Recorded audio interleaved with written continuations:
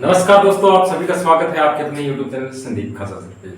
दोस्तों, एक और बेहतरीन सेशन लेके मैं आपके साथ हूं और करंट अफेयर के जो पिछले 2-3 दिनों में जो भी टॉपिक है, जो भी अपने उम्मीद लगता है सीईटी में ये आने वाले हैं, क्वेश्चन आ सकते हैं, तो वहां से मैं आपको करंट अफेयर के जो टॉपिक उठा के ले गया हूँ और उस पर डिस्कस करेंगे कौन कौन से क्वेश्चन बन सकते हैं। और इम्पोर्टेंट सेशन रहेगा, बहुत अच्छा है। आप अपने नॉलेज बढ़ाने के लिए ये सेशन आराम से इन्हें देख सकते हो, आपकी नॉलेज भी बढ़ेगी।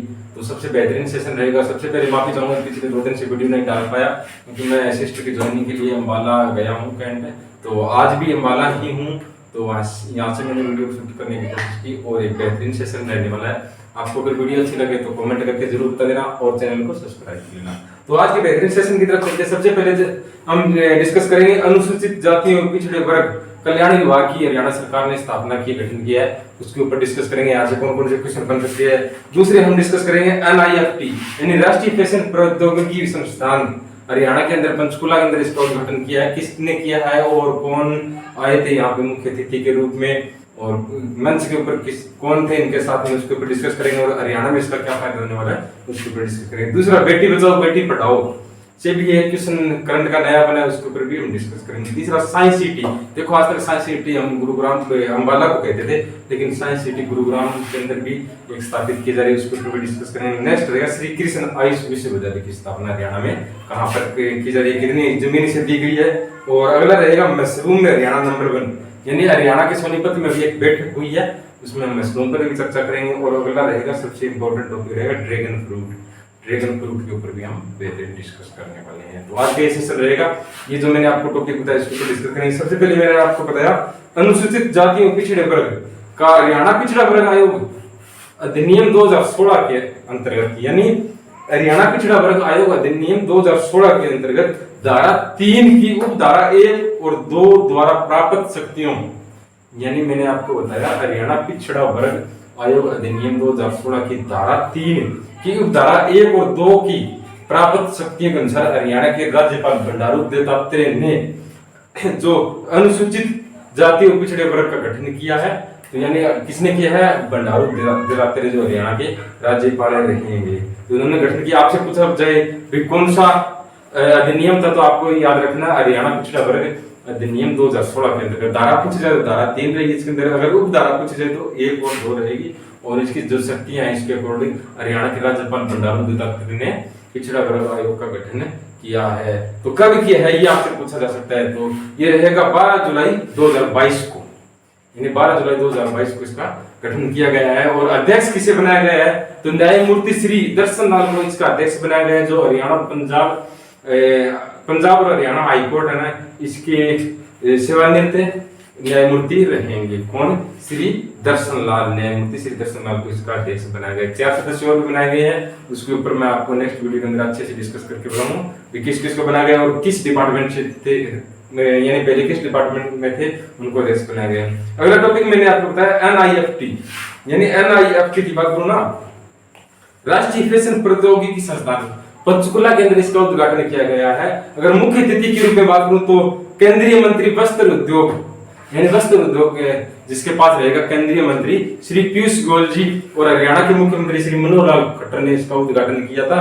ठीक है, और हरियाणा के लिए ये बहुत अच्छा है फैशन। आपको बता दें संस्थान जो भारत का ना 17वां संस्थान रहेगा, पंचकुला के अंदर इसका उद्घाटन किया गया। आने वाले एग्जाम में आपसे पूछा जा सकता है राष्ट्रीय फैशन प्रौद्योगिकी संस्थान का कहां पर उद्घाटन किया गया, स्थापना कहां पर की गई है, तो पंचकुला के अंदर रहेगी। मुख्य अतिथि की आपसे बात की जाए तो कौन रहेंगे, मनोहर लाल खट्टर हरियाणा के मुख्यमंत्री, और वस्त्र उद्योग केंद्रीय मंत्री रहेंगे, कौन रहेंगे, श्री पीयूष गोयल जी, उन्होंने इसका गठन किया। वर्तमान सेक्शन, अगर वर्तमान में बात करूं ना तो इसके कौन कौन से शैक्षणिक सत्र यानी कौन कौन से डिपार्टमेंट से यानी कौन कौन सी कक्षाएं रहेगी, तो आपको मतलब 3 स्नातक और 2 स्नातकोत्तर कोर्स यहाँ पे करवाए जाएंगे। 2022-23 सेशन से एक नए कोर्स की भी शुरुआत की जाएगी। अगर आपको बात में करूं इस मंच के ऊपर और कौन कौन थे, तो श्री ज्ञानचंद गुप्ता हरियाणा विधानसभा के अध्यक्ष ज्ञानचंद गुप्ता भी यहाँ मौजूद थे। फिर आपको बात करूं अनिल विज हरियाणा के स्वास्थ्य मंत्री अनिल विज भी यहाँ पर थे। ठीक है, और फिर रतन लाल कटारिया जो सांसद अम्बाला से थे वो यहाँ पे मौजूद थे। यानी राष्ट्रीय फैशन प्रौद्योगिकी संस्थान की स्थापना कहाँ की, आपको याद रखना पड़ेगा पंचकुला के अंदर।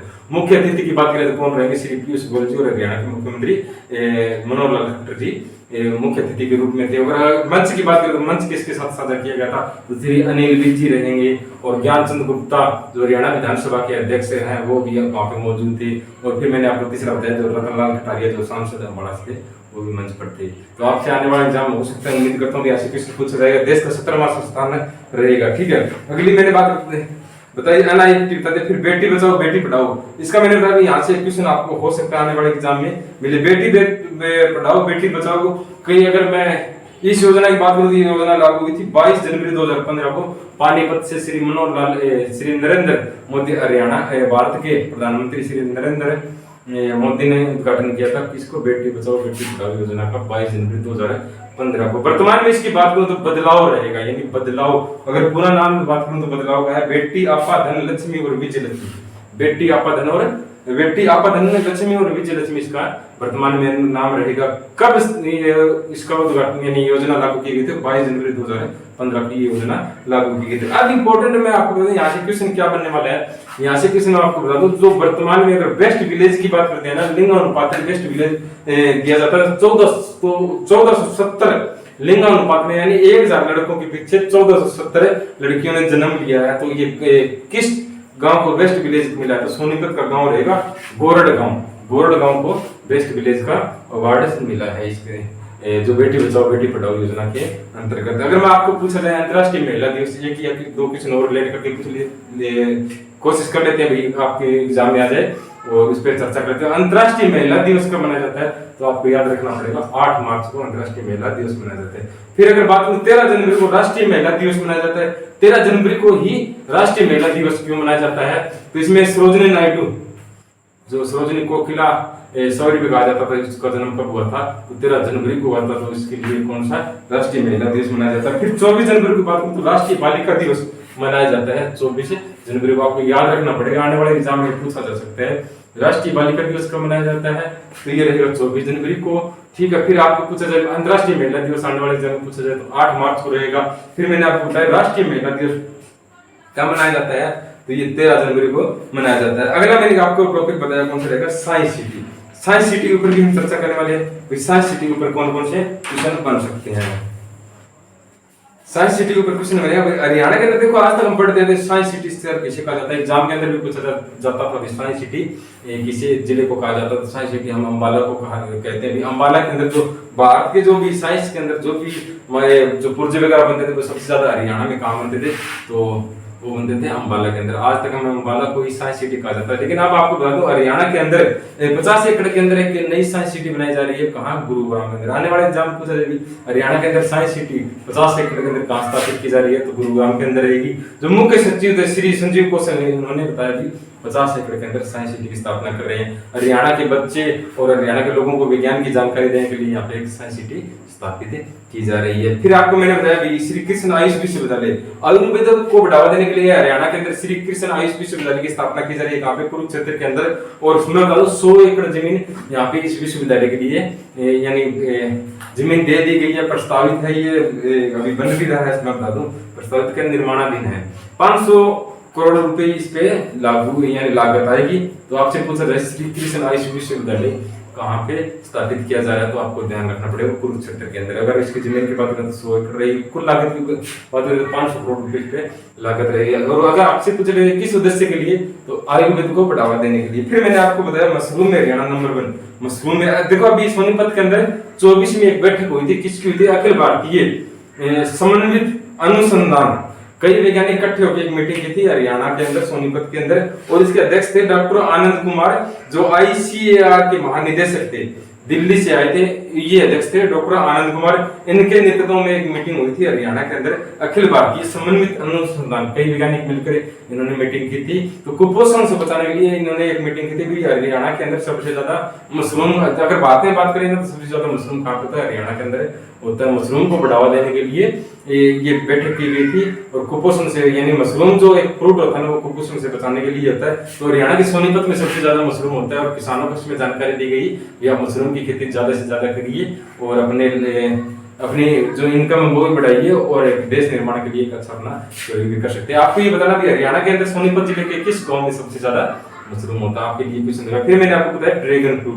ड्रैगन फ्रूट की बात करूँ ना, कि ऐसा फ्रूट होता है जिसके अंदर कहते हैं भाई जो फाइबर होता है वो भरपूर मात्रा में होता है, और diabetes, heart attack, cancer, skin के रोगों के लिए ये जो ड्रैगन फ्रूट होता है ये बहुत इंपॉर्टेंट होता है। तो ड्रैगन फ्रूट एक 300 से 400 ग्राम का फ्रूट होता है। अगर विश्व में बात करूं तो 4 देशों के अंदर होता है, थाईलैंड, वियतनाम, श्रीलंका और इजराइल के अंदर ये सबसे ज्यादा होता है। अगर मैं बात करूं भारत के अंदर अभी तक कहीं भी ड्रैगन फ्रूट नहीं होता, लेकिन हरियाणा सरकार एक पॉलिसी लेके आई है भाई हरियाणा के अंदर भी ड्रैगन फ्रूट की खेती की जाएगी। इसलिए किसानों को एक प्रोत्साहन राशि के रूप में 1,20,000 रुपए किसानों को एक सहायक राशि के रूप में दिया जाएगा, जिसमें से आपको बता दूं 70,000 रुपए जाल प्रणाली के लिए दिए जाएंगे और 50,000 रुपए पौधारोपण के लिए दिए जाएंगे। तो ड्रैगन फ्रूट से आपसे पूछा जाए भाई भारत के अंदर ड्रैगन फ्रूट की शुरुआत कहाँ पे होगी, तो हरियाणा के अंदर होगी। ड्रैगन फ्रूट 4 देशों में पाया जाता है, मैंने बताया वियतनाम, श्रीलंका, थाईलैंड और इजराइल के अंदर।